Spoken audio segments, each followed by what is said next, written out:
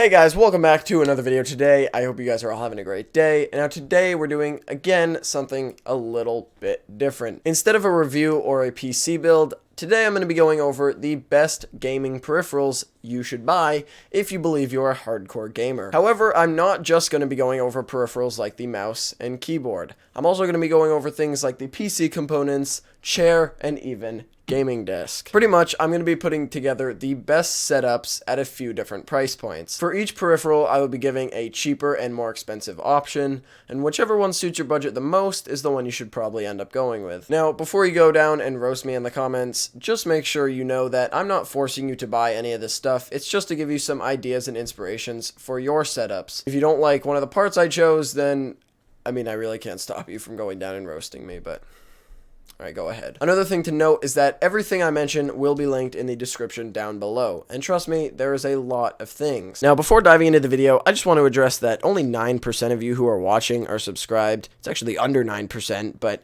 if you've ever watched one of my videos before and you thought, this kid's okay, then maybe just consider hitting that subscribe button. Believe me, it gives me 2 times the motivation to make videos every sub I get.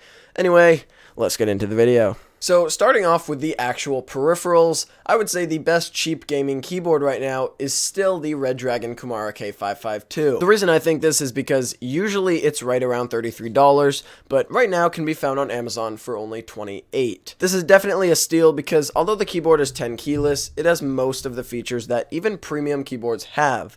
However, to find it this cheap, you're going to have to forget about RGB. The backlight only comes in red. If you do want RGB though, because we all know that RGB increases FPS, then you'll only have to spend about $8 extra. So this keyboard is pretty much not going to be beaten at this price point. Keep in mind that I just happen to have this keyboard. Most of the parts on this list I don't own or have. If you would like a more expensive keyboard, and I mean like a lot more expensive keyboard, like 6 times as much, then a keyboard I would recommend is the Corsair K95 Platinum XT or maybe Razer Huntsman Elite.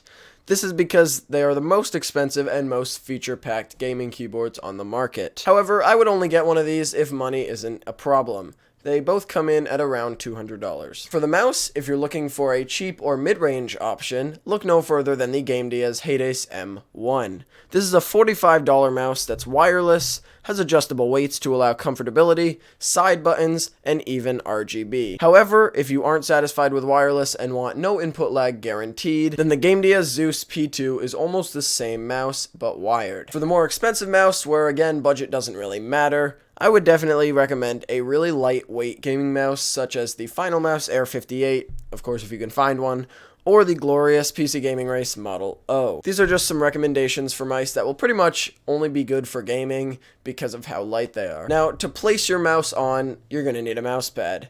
I would definitely recommend an extended mouse pad because of how long they are. It just gives you extra space for your mouse. It doesn't really matter which extended mouse pad you go with, as long as what I would recommend like a cloth one like this, something like that so your mouse can slide across it a lot easier. However, there are RGB mouse pads, and as we know, since RGB increases FPS, you'll definitely want one of these. You can easily find one of these extended RGB mouse pads for $20, but if you want one that maybe won't break after a week, I would recommend going with a name brand. It will be more like $50, but I think it'll definitely be worth it if you're going to want to have it for longer. If you are looking for just like a feature-packed mouse pad, however, make sure to check out the Gamdias NYX P2. This mousepad comes with RGB and a wireless charger to charge your Hebe M1 or any other wireless mouse. This could probably even be used to charge your phone. In terms of headsets, I would say the probably best all-around option for under $50 would be the HyperX Cloud Stinger. Now, granted, I don't know much about headsets, but I do know that this one is completely unmatched for $50. However, if you're looking for something a little more expensive and maybe something that has RGB to increase those frames, I would recommend the Steelseries Arctis 5. For $100, these come with a pretty good mic, great sound quality, and RGB rings around the side. I also just really like their clean, minimalistic design. If you want a headset with even more RGB, however, the Gamdias Hebe M2 is a great budget option. If price doesn't matter at all, maybe look into something like the Sennheiser HD820. They can be found for just under $2,300.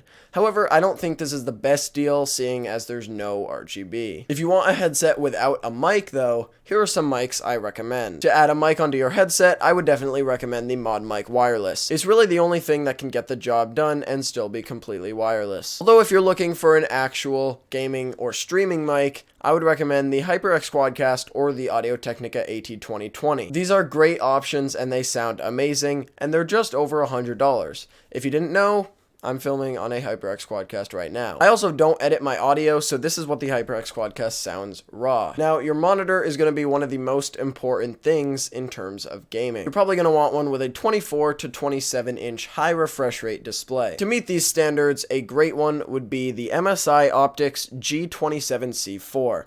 This is a 27 inch monitor with 165 Hz refresh rate. It's also curved and only $200. Another great option similar to this would be the Asus TUF Gaming VG248QG. This is another 1080p 165 Hz refresh rate monitor, although this one isn't curved, hence why it's cheaper. If you want to up your refresh rate to 240 Hz, which is almost the highest you can go, I found literally an unbelievable deal. This AXM 2778 27-inch monitor has a 240 Hz refresh rate, height adjustment, and AMD FreeSync for only $220. Now, it is on sale, and I'm not sure how much the sale saves you, but this seems to be almost a once-in-a-lifetime deal. My monitor, for example, this one behind me, was $180, and it is 60 Hz and 1080p. Still, for $40 more, I could have gone with quadruple the refresh rate. If you are looking to enter the 240 Hz market, I would recommend getting this right now. However, if you're looking for the best of the best in terms of refresh rates, I would recommend the Asus TUF VG279QM. Monitor names are really fun to say. It comes with a 1080p display, 1 millisecond response time, and a 280 Hz refresh rate. With this monitor, I don't think you'll be missing any shots. Now we can move on to the more interesting stuff. In terms of chairs, there's really only one I would recommend. The one I recommend is the Gamdias Achilles E1L. I'm really not sure if I'm saying that right, but this is the one I recommend because of all the features it comes with. The main one being addressable RGB. I know most of you probably think that's stupid, but just imagine all the extra frames you'll be getting with RGB on your chair. Now for the desk, there's no question it should have RGB. For this, I would easily and happily recommend the Gamdias Daedalus M1. The amount of features on this desk is unbelievable. It comes with a headphone hanger, water bottle holder, cable management net, power strip holder, a full-sized waterproof mouse mat, and of course, RGB strips around the side. In my opinion, there's really no question whether or not you should buy this desk if you think you're at least a little bit of a gamer. Other desks just won't give you the features or RGB this one does. If you don't want to spend the money on the desk, then obviously you're not a gamer. I'm kidding. So now we can get into the PC builds. For a cheaper option, unfortunately on PC Part Picker, I couldn't find the Ryzen 5 1600AF anywhere on the system. But for the cheaper option, I would recommend the 1600AF paired with the probably 1660 Super. Then for the rest of the system, you could probably configure it so it would be around $600, maybe $500. However, if you want to step up the game a little bit, I would definitely recommend pairing the Ryzen 5 3600 with the AMD Radeon 5700 XT. This would be a great pair to run games at high frame rates, even at 1440p. If you prefer resolution over frames per second, this would definitely handle 4K, although lowering the frame rate would be necessary. The rest of the system would look something like this.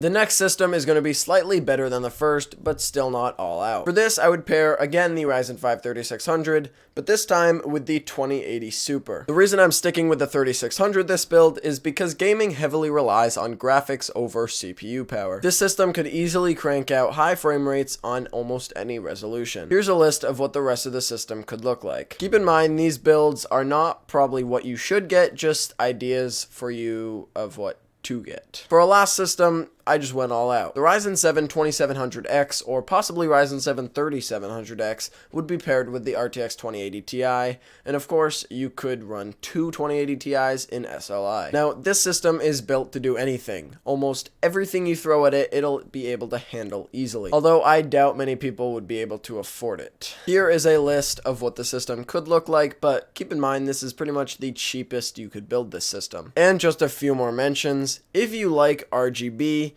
and you want to include it on your PC case, the Gamdias Talos M1 is a great option, with 2 RGB strips down the side, a tempered glass side panel, and even a tempered glass front panel to show off your awesome Gamdias Aeolus M2 fans. They look beautiful in your PC no matter where you put them.